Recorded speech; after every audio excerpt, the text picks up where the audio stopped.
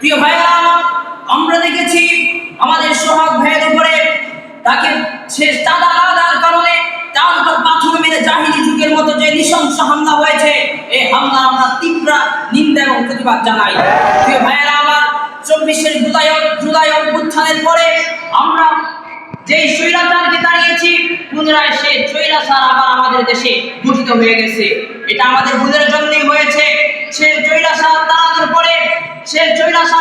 পরে প্রত্যেকটা জায়গায় জায়গায় নতুন গোলাবাদ চাঁদাবাজি শুরু হয়েছে, নতুন গোলাবাদ টেন্ডারবাজি শুরু হয়েছে।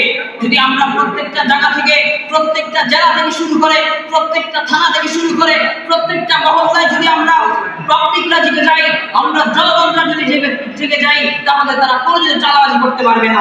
প্রিয় ভাইয়েরা আমার, আমরা দেখেছি এমন একটা জাতির সামনে আমরা দেখতে পাচ্ছি যারা ক্ষমতায় যাওয়ার আগেই দেশকে লুটপাট করে খাচ্ছে, দেশের নিরীহ মানুষের উপর অত্যাচার চালাচ্ছে, জুলুম চালাচ্ছে, মানুষকে শান্তিতে থাকতে দিচ্ছে না। প্রিয় ভাইয়েরা আমার, আমরা আপনাদেরকে গুরুত্বপূর্ণ মেসেজ দিচ্ছি যে ভবিষ্যতে যদি ইসলামকে ক্ষমতায় নিতে না পারেন, সামনের দিনগুলোর জন্য অপেক্ষা করেন।